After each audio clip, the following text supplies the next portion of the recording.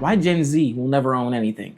What does he mean by this? Subscription models were first started as a good thing and date back to the 17th century. They were meant to give an alternative to people who couldn't afford something at the time. In the 1860s, milk delivery services in the UK officially became a subscription service. What is going on? Services were bought by people because you could access a ton of content got without milky having to on buy the them. actual Crazy. media every time. And people went in at the time with the thought of, wow, so much stuff. This is such a great price. Surely they won't increase the price. Yo, do y'all remember when Netflix was like $7? Why do I check my Netflix bill every month and it's like, it's going up $1. Right now, I swear it's at 30. I swear it's at $30 now. What is going on, bro? Scamming. Every year by 5% and remove every show I like. Oh wait. Yeah, there's honestly one post that inspired me to make this entire video, and you may have probably already heard about it. DoorDash announces buy now, pay later partnership with Klarna. Like, with how can DoorDash? you see this as a human being and think the world is doing okay? Imagine getting your car repoed because you were a year for late on DoorDash. that Chipotle burrito order you bought one day. It looks like more and more that not only have we turned into a subscription-based society, but we're turning into a buy now and pay later society. Soon enough, everything's gonna have a Klarna tag on it, and you can buy now, pay later with it. Need to get on the subway but don't have $1? 4 easy payments of 25 cents each month. Need an Uber to drop you off somewhere but don't got the money? 4 easy payments of $5 a month. And take a wild guess at the generation that uses the subscription model the most. According to stats, 93% of Gen Z have at least one subscription service. And we're the biggest drivers of this whole subscription economy. And I'm calling it now. Give it a couple of years and we'll be the biggest drivers in the buy now, pay later model. I think at the end of Gen Z's run, just like how every generation has certain things they're known for, we'll be known as the generation that own nothing. Before the subscription model dominance, everyone would save up to actually buy things. If it was, I pay like $25 every month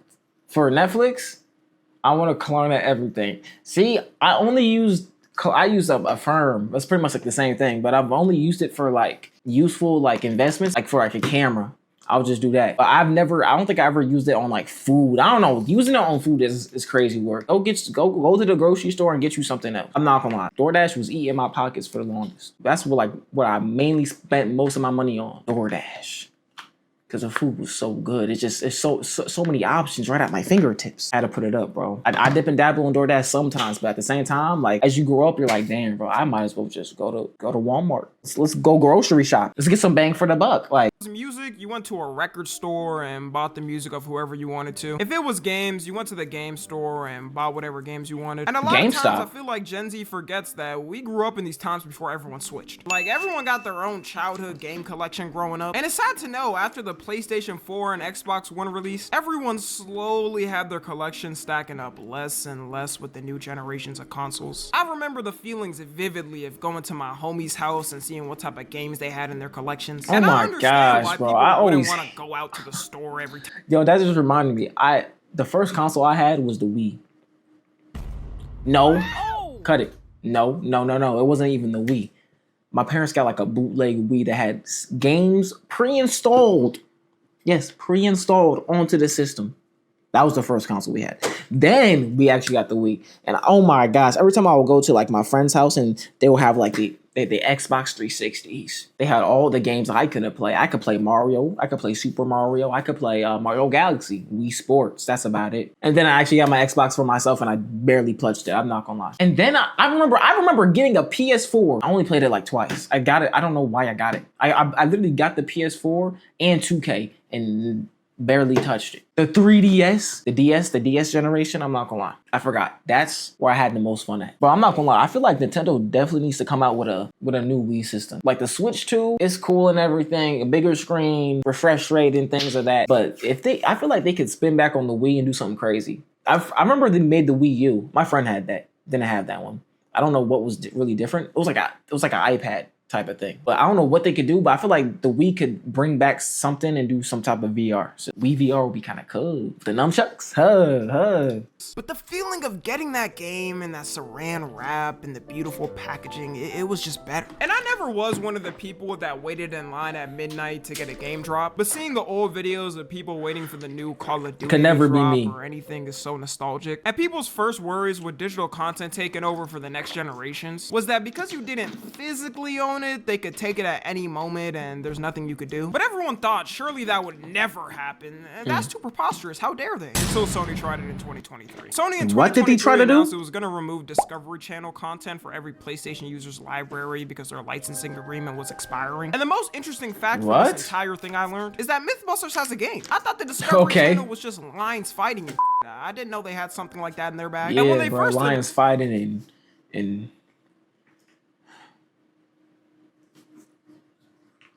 announced it, you would think they would have at least told people whether or not they were getting refunds, but they had zero mention of it. So people got pissed off the fact that they were gonna take away the games people bought and not give them a refund. They announced and not even tell them just steal it in the thief of the night. They gonna open their game, like they gonna open their system up like no, cause imagine having like a game you spent hours on. You wake up one day, you think you about to have the best day. You about to make so much more in progress and just to realize that it's gone, bro. I'm gonna say watch Big Mouth. It is not 2016 anymore, bro. Who's watching Big Mouth? Come on, bro. But if they were able to update it so fast, then why the didn't they do that in the first place? It's looking like Sony was testing the waters to see what they could get away with at first. And I think things like this is a big part in when people talk about Gen Z is the generation that will never own anything. No matter how annoying getting a physical copy will get, at least you know you 100% own it. And if Sony could do something like this potentially, then imagine all the major gaming storefronts. They probably got it written in the middle of the 1,000-page term and conditions that they could do it. Which is why I personally always read all terms and conditions and length before signing anything. Not risking them putting in small text that they could take. No, bro, he's so funny, bro. He's so funny. He's funny. Disobey them. Another reason on why people say most of Gen Z will never own anything is housing and the fact that most of Gen Z will never own a house. I think most people probably won't even start the process. Oh, guys, my camera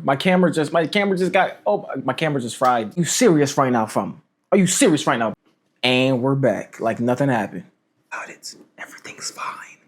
We are okay. Process of getting one. Like our generations already having gone. The Gen Z will never own anything is housing and the fact that most of Gen Z will never own a house. I think most people probably won't even start the process of getting one. Like our generations already having a hard time trying to get an apartment. Because nowadays, they be requiring you to make 3x the income just to rent it. Just worry if you get your money at the end of the month or not, my. Don't worry on the ways I had to get it. Imagine you're someone making a good salary, like $6,000 a month. You think something like $3,000 a month is good because that's half your income and it's a nice place. Then they come back saying you gotta make at least $9,000. How the would I be able to cough up that money? I'm gonna have to go on the streets of Gotham as Batman to do that. The worst part about they be playing, bro. Not really they be going. We could do about it. All these massive investment companies have bought all the houses in America because they have unlimited money. Not just in America. They literally too. have they an infinite money glitch. And they put the prices at whatever they want to because they could do whatever they want. They own the market, which is why rentals are such a common thing now. But the older generation will still be like, grr, you doggone kids, always complaining and never working. Just work harder and you can buy a house like me when I was 18. Like, buddy, you bought a house for 2 chopsticks and a penny. Shut up. It took you 6 months of working at McDonald's to put a down payment on that house. It's crazy to me how the older generation still doesn't understand how much of a struggle it is to grow up in this time. They only started to realize after COVID hit and things started affecting them. The older they get, the less and less they want to listen, though. And a lot of Gen Z... Bro, because, they're not even tapped in for real. The only thing they be watching is, like, the news and I'm pretty sure they're not even on TikTok Reels, bro.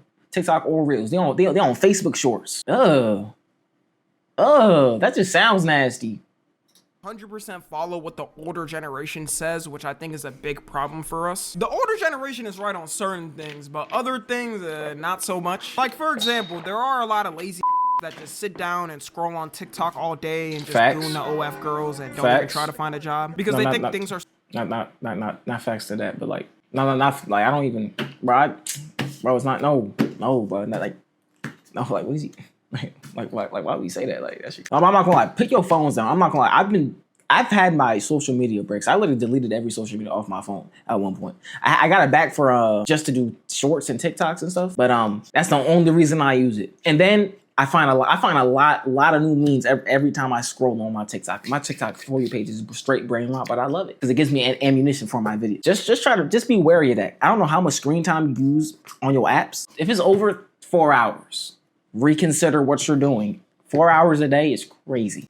So cooked that it's not worth even trying. And our generation also definitely doesn't handle confrontations well. But what they're 100% wrong on is the old system laid out for success. Like in their time period, the things they're advocating for, yes, you could go to college, come out with your degree, and be guaranteed a nice cozy office job with benefits 99% of the time. But nowadays, you gotta be Spartan fighting with your peers on LinkedIn just to be able to apply for a job. You gotta be pulling some tragic levels of backstabbing just to make it up the ladder. The biggest regret I've noticed a lot of times for people that graduated and are in debt and still can't find a job is that they always say they felt pressure by their parents and family to finish school. There is the aspect of some parents do truly want the best for their kids and they think that's the way they should go about it. But then there's this other toxic aspect at the same time, they don't even want to listen and still think their system is 100% foolproof. And they'll never admit it, but it's less about their kids graduating and a lot of times for their ego.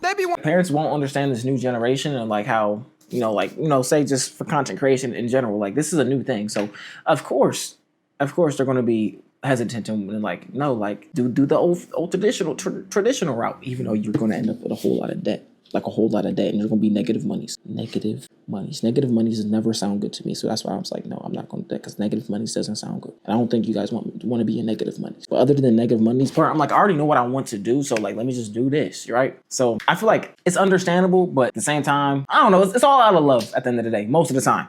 Like he said, some parents will actually be tweaked. Then there's this other toxic aspect of they don't even want to listen and still think their system is 100% foolproof. And they'll never admit it, but it's less about their kids graduating and a lot of times for their ego. They be wanting to flex to everybody what school their kid is going to and how good they're doing in school. And a lot of those kids end up blaming and resenting their parents for it. Which is why it could be hard, but you just got to make the decision for yourself. More and more people of our generation are realizing that, which I think has been a good thing. There is nobody out there who took that risk for something and it failed that say they regret taking the risk. Unless if, I don't know, maybe you try to rob a bank with your homies and you got arrested and got 20 years. Because you could always go back to that original formula and start again. It's not like school is ever going away. Don't get me wrong too, I'm not one of those that says college is useless all the time and you should become a drop shipper on TikTok and be eternally sent to posting ads like this for people to buy. Mustard or ketchup!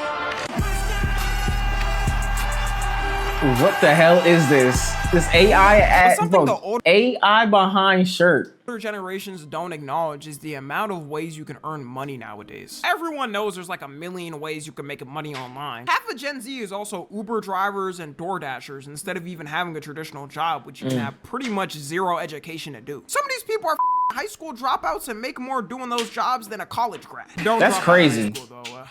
Very much. That's insane. In school until you graduate. But my point is, college is no longer end all be all for your life. A lot of our generation will sacrifice our passions and just to do it. But even if you do have the ideal scenario for the way you wanted things to go, it's not like it matters because your ass will probably never ever be able to get a house. It's insane seeing the contrast between how much you made back then and how much a house costed. Oh my gosh, that gap is insane. 2 years with a fully saved up salary and buy a house in full. Gen Z and millennials had the worst time in growing up in the housing market. Because imagine not only having houses double the price in the span of 2 years because of COVID, but also having to balance that with the cost of living. By the way, the world is still not financially stable after COVID, so getting a house isn't even a question for people. It's which is why most people are choosing to rent. At least it's more reliable than potentially having to go bankrupt over missing your mortgage payments. People have also been speculating that the new houses being built every year are becoming weaker and weaker. Like there's videos of construction workers showing how badly some of the houses are actually built, and it's that's Drewski. All these $200,000, $300,000, $400,000 houses. Hell, here's one. There's one. All right. No way's about to fall. I want to show you what these son bitches are made out of. Please be like the sturdy wood, you know, like the real girthy wood, like, you know what I mean? Like, make sure, like, bro, if the house don't cost $200 million, at least make that full. At least make it foolproof. At least make it soundproof. Better. Okay. There's this. Ain't shit to it. I want y'all's goddamn homes built out of fucking cardboard. Cardboard is crazy. 200 G's. It's 2025. There ain't gonna be nothing wrong with new construction.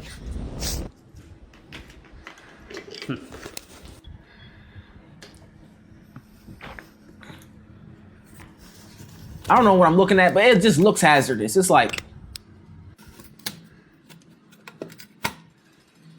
if I could throw a Hail Mary through the wall of my house and it makes a hole, I know that getting wiped clean when any natural disaster hits. A new house is out of the question for most of Gen Z anyways, but even if you could afford it, that's what you're dealing with. Which is why a lot of people are advocating for people to buy older houses because they say they're more reliable. That American dream of buying a new spanking house. I see that. I can see that. I can see that vision. Like, I'm not buying a driveway. And you'll be lucky if you can even find a job for Gen Z nowadays. The job market is so cooked for so many people of our generation. Damn. It's crazy. You'll hear countless stories of people applying to like 100 jobs and getting one response back, maybe. And it's only ramped up because of COVID. Coming from someone who hasn't had a traditional job in years, I remember in like 2019 when I was in high school applying to a bunch and getting denied. But after about a week, I managed to work at this pizza place and get hired with 0 experience. It's almost impossible to have something like that nowadays. Nowadays, people are complaining that some internships are requiring them to have experience too. Like, am I an intern or an employee? F you mean? Intern? They want you to be an intern for 3 to 5 years. What do they expect you to do? Live there? What the? Come on, bro. I need experience. But there may just be one beacon of hope for Gen Z. Hustlers University. Nah, I'm just kidding. Over the next 20 years, Gen Z and millennials are supposed to have the biggest wealth transfer of all time. It's estimated that $84 trillion of assets are going to be passed down from the older generations to us. And that's accounting everybody 40 and below. According to the new updated terms of being UNC status by the internet, though, if you're over the age of 20 years old now, you're too old and you won't qualify. This is all counted. No. I refuse. I refuse. UNC is 25 and above. 25 and above. 25 and above. We're not pushing it down to 20. Like, come on, bro. Come on, bro. Don't piss me off now. Don't piss me off, bro. Don't do that to me, bro. Don't say that. Don't give them more ammunition and fire at me. Stop. I'm not UNC. I am not the one. Cut it out. If your family does have assets they could actually pass down, which a majority of people might have, like a car and maybe their parents' house. But if they're still paying for that shit, yeah, you better run away or you're gonna have to take over them mortgage payments. Or if your family even likes you for real, they could just spend their last money on like some nice ass jewelry and die with the drip as a last one. Die with the drip. Oh, the Zada got me. Matter though, because since everything is still going up, that money's probably gonna be worth 1/3 of what it should actually be worth. The sad thing about all this, $1 $1 in 10 years is about to it's about to be 3 pennies, bro. System is taking place in front of our eyes and we can't do anything about it. We know the politicians will sell us out with a couple of donos on the table, and the companies can keep doing it as long as it's like that. The only way this changes is when those older generations die off and the younger ones take over, is that we become the heroes and fix all issues, which we have to fix definitely happen for sure, because we're the most caring generation. We always listen to each other with open minds. We'll have like 5 solid years before we bankrupt the world. Anyways, that's gonna wrap it up. I don't want to give everybody a doomer mindset, you know, like there is still hope for things. Things have better than a gooner mindset. Already changed with time compared to the past. Like, we've gotten way better at a lot of stuff. So don't worry, everyone. Have hope. We got Elon Musk running around with a chainsaw in the White House. Surely he'll do something. Follow me on Twitter, Instagram, we're so TikTok. cooked. As always, shout out to Tommy. Shout out to Tommy. I'm like, we're so cooked, bro. But hopefully, you won't be as cooked as some people. Right. That's all you can hope for, is not to be as cooked as the next nigga. You feel me? Type time. All right. Y'all, we live every Friday on Twitch, TheKidLaw. Make sure you join up. Chat, say bye. Guys, say bye-bye. Say bye. Guys, say bye. Say bye. Say bye. Say bye to them.